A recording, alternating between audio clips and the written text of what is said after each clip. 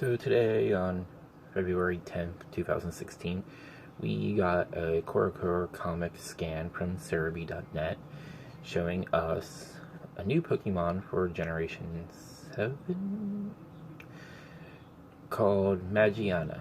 Assuming I'm pronouncing that correctly, it's Magiana.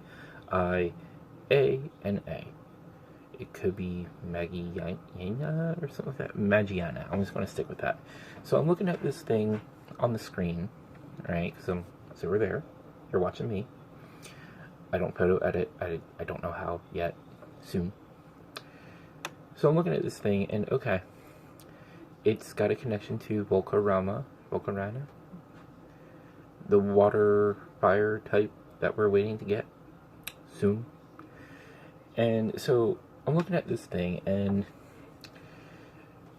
if I were writing the mythos here, I would assume that this Pokemon... if I were writing the mythos, I would have this Pokemon as some sort of key. Just based on its appearance, I would assume that it was a key. But looking at it more closely, more in-depthly, it does have a gear, because it has a gear on its head. It has, a Pokeball shape to it.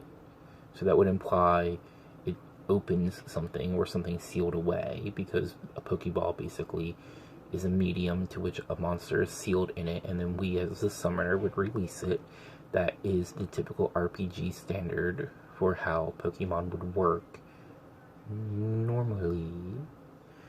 But yeah, so its skirt with its little leggies hanging down, it's a Pokeball made to look like a dress. And even its central body resembles a Pokeball. It has eyelashes that look like circuits, because it looks mechanical. It seems to be based off of Bunny. Why not? Just judging from those big ears that come off the top, that are supposed to be a bow, but it's a bunny. We don't know much about it. If I were to assume it's typing, I would assume Fairy Steel, but then again, it could be Fairy Electric, it could be Electric Steel. Again, it's all speculation, and apparently Volcarona is looking for it. Yes, I should have looked up that name before I said it wrong a half dozen times. It is apparently 1 meter in height and weighs 80.5 kilograms, which I don't know how much that is, but I'd assume quite heavy.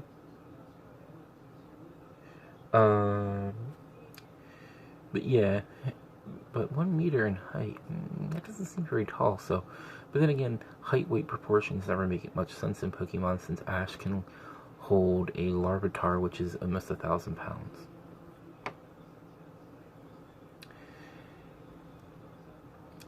Yeah, so like I said, it seems to have a lot to do with a Pokeball, so that, like I said, it's like it's stealing something. But the thing that is drawing a lot of people's attention is that it's a man-made Pokemon, right?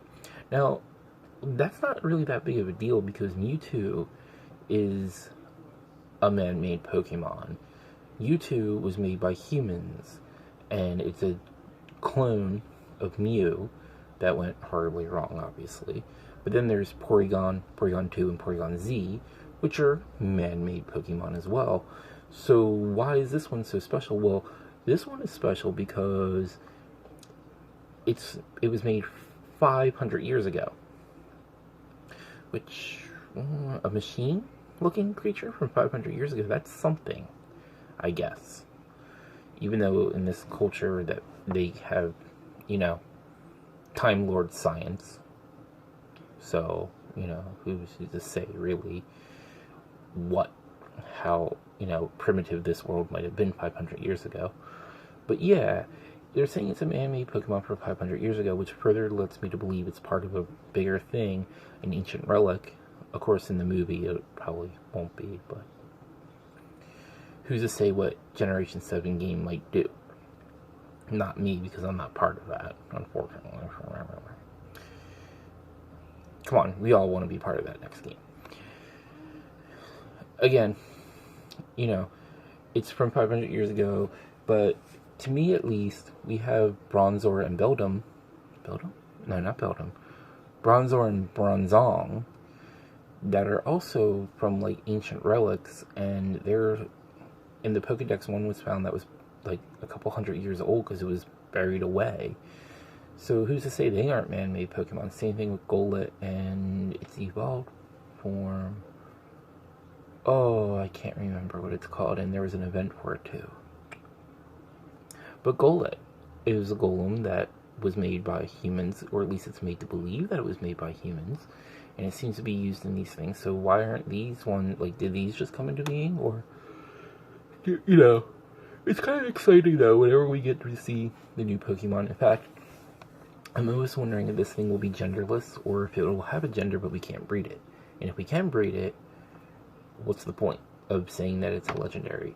I mean, Manaphy you could breed to get Fiona, but you're getting a watered down version of Manaphy.